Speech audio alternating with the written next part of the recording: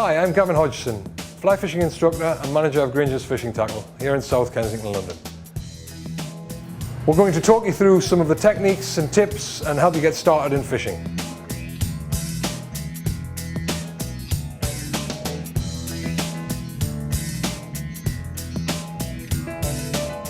Fishing for steelhead. It's become very popular with the fly in recent years, and probably the area most known for this is British Columbia.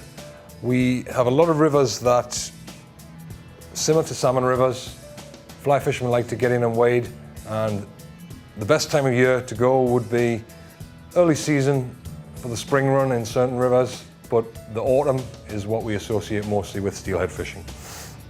Now, we'll talk mostly about fly fishing, but obviously fishing with the real eggs and things like that are done by usually local people. But the tactics we use will be getting in with the fly and using pretty heavy gear. We'll talk about the fly lines first of all, and then we'll move on to the flies. Fly lines, whether you're fishing single-handed rod or double-handed rod, that needs to be considered. With a single-handed rod, this Versi tip line is great because it has a number of tips. And what we're normally doing is putting on a sink tip and trying to get our flies down to where the steelhead are sitting. Steelhead are going to make their way upriver at certain heights of the river, but they're usually going to hug the outer shallow bends of the river rather than in the deep fast flow. So we're usually casting deep and trying to get that fly to swing in close to the bend, close on the bottom with big flies. So we need the big lines for the big flies, and flies as large as this are not uncommon, fished with usually a single hook which is often regulations to be flattened barb. Egg patterns, egg sucking leeches, small eggs, and even occasionally surface lures. Skating a surface lure, very exciting fishing for Atlantic salmon or steelhead. We can occasionally do well with that. Usually conditions are pretty good when we're fishing that way, but more often than not it's bright colour patterns because we're fishing in either murky water or glacial water, which is quite coloured up.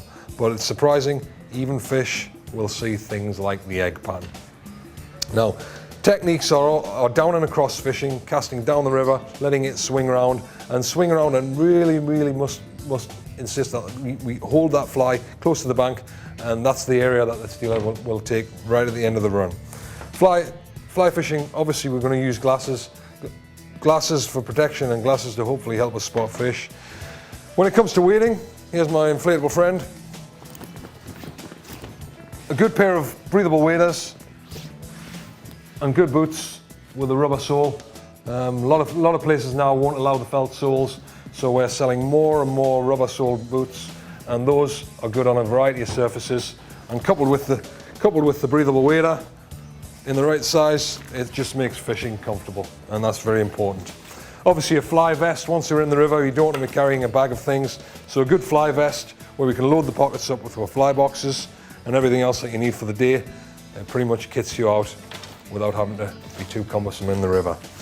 Rods wise, obviously depending on the size of the water, what's very common would be a 14-foot spear rod fished with a suitable reel.